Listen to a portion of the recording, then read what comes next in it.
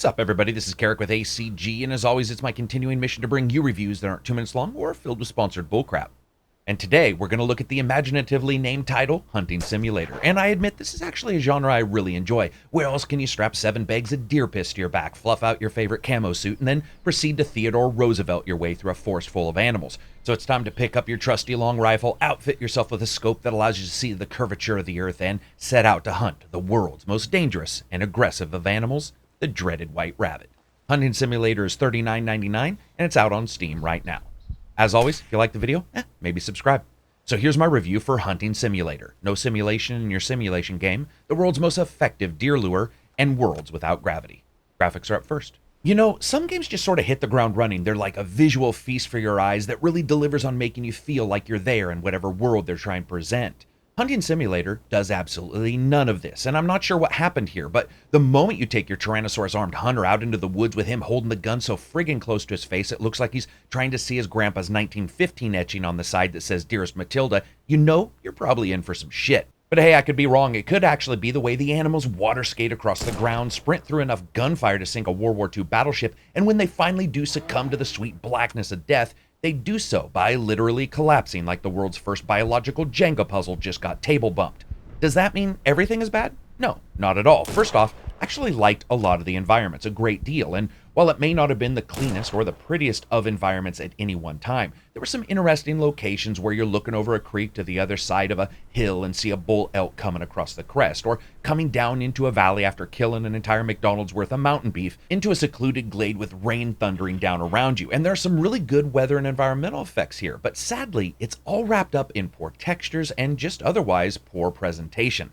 The biggest issue here, though, is the damn game runs like it's attempting to solve the Tate conjecture. First off, with the higher NPC at 4.6 and Nvidia's 1080, the game couldn't hold 60 FPS at 1080p resolution. Dropping some of those effects, though, did bring that back up, but by that point, it started to make the game world look like it was one of those board games where you're randomly putting down pieces as each person takes a turn. It just never ran well or without issues, regardless of the hardware it's on. Also, you have to add to the fact that when you're running, your head's bobbing like a drowning person, and when you're kneeling, it's bobbing, and when you're laying down, it's bobbing, which sounds like a dirty joke. But instead of being funny, it just means you feel like you're 6 foot tall, 4 foot tall, or 1 foot tall, depending on the stance you've chosen. First person and third person views are available, with third being useful and first being practically useless. Altogether, I'd say, as a graphical presentation, really not very good. Sound, music, and voice.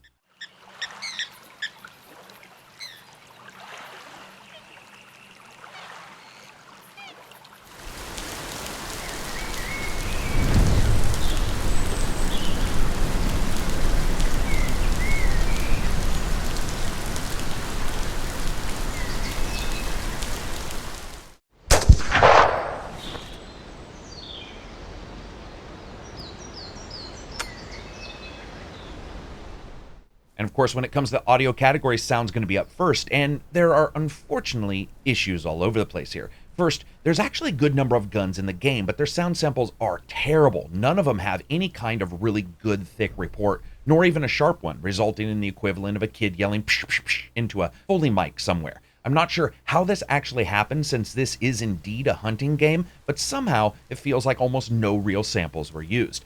Now, that being said, environmental sounds, well, actually, they're just okay. There's a very cool moment where you may be coming into a forested area from a grassland, and there's this winter wind whipping up the landscape around you.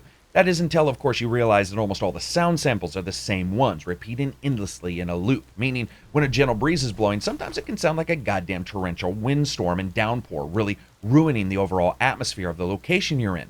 Altogether, I'd say, pretty poor. Music, barely any, so let's move on. Voice, barely any, so let's move on. And of course, that brings us to gameplay. Now, basically, Hunting Simulator starts out with you able to choose campaign, free play, and multiplayer, though everything in the game is actually locked behind the campaign progression, which is unfortunately glacially slow. So get accustomed to seeing the same goddamn level for 2 hours as you hunt foxes, bison, deer, cougar, elk, bear, pheasants, and turkeys across the same nondescript parcel of land. Now, as you progress, you unlock locations and weapons and side items like powder to check the wind, animal lures, and various pieces of equipment like scopes and rangefinders. I can't lie, I did actually enjoy finishing up a level or a mission and seeing the reward screen pop up. But a mixture of various gameplay elements that are poorly designed absolutely hampered that after a bit. For example, The issue here is that the missions are incredibly stringent on what you're doing, and locking the content away behind basically repeated hunting types for each mission area gets incredibly long in the tooth, and probably far before you've actually gone on to the second area. Here's the thing for me. A hunting game usually, especially if you look at the history of these titles, goes one of two ways. Serious sim or somewhat arcade buck hunter, where a dude with his testosterone replacement pills and a gun with a caliber big enough to need 2 commas walks out into the savannah and Crocodile Dundees the entire ever-living shit out of all of nature. What's weird here, though, is that Hunting Simulator walks right down the middle of the road, and even with hints and some options off, the game's bullet physics and overall gameplay are woefully shallow. I mean, even bullet drop and wind effect are negligible at best, if even really actually having an effect. And if you do end up powering up from the starting slingshot and rifle form low caliber hunting rifle to the larger fare, it actually never feels different in recoil or really honestly effect. Now, that doesn't mean it's worthless. I love the fact that the game will warn you that taking a 7mm Magnum to a barn swallow is going to turn that thing into its requisite atoms, leaving you with absolutely no trophy. And honestly, the various lures and such were actually pretty interesting, but unfortunately, they were also insanely overpowered. I'm not sure what magical friggin' Pied Piper whittled the deer lure out of unicorn horn and leprechaun skin, but one blow on that thing, and I had 50 deer running into the glade, putting on lipstick, and basically preparing to charge me just for the room. Now, while traipsing through the various environments, of which there are more than 10, you will find various signs of local animals, mostly in the form of tracks or piles of shit. Clicking them basically allows for you to follow their sign and a direction compass point towards where they might be, though you can turn that compass off. Strangely, that's pretty much the entirety of the game. You find a track, hit a button, and then tra-la-la, skippity-dee across the game world until you find that animal you're tasked with taking out and shooting it. While animals can sense you via vision, hearing, and smell, and many animals have slightly different senses, in the end, if you're crawling or kneeling, you can usually get within about 30 feet of the enemy, resulting in some consistent headshots. Add to that the terribly basic gun physics, and anyone with steady hand is going to pretty much be draining spirit fluid from animals' brain spaces pretty much every single time. Also, the moment you start playing it, you'll notice the controls just wonky. First, if you're walking, the game controls normal, but if you're sprinting, the side-to-side buttons or the gamepad control changes from strafing randomly to turning on a dime, resulting in some odd moments of utter brilliance where Tom McMorning Hunter decides to leap out from behind a tree when all you really want to do is peek around it. One positive here, though, is that the game does allow for multiplayer, so if you want to traipse through the Garden of Eden after it's apparently been poisoned by an ark full of moss out, then you have that ability. The real issue here is the game's all over the place. It doesn't really resonate with the arcade crowd without you being attacked by Bambi in the League of Extraordinary Forest Creatures, nor does it make you feel like you've accomplished something by traipsing through 300 miles of dark savanna to take down a cougar obviously stricken with fetal alcohol syndrome. It doesn't do either of those well. It just has you walk off and shoot stuff without any difficulty and without really any great reward. Fun factor. Yeah, so I mean, at times when you're stalking through knee-deep bush chasing down an elk across 2 hilltops, it can be enjoyable, but that's really rare. The problem is everything here is so shallow, the bullets don't react well, and the animals seem to be stuck in some kind of matrix loop. Overall, it feels like just not enough to keep you even remotely interested, even right from the start.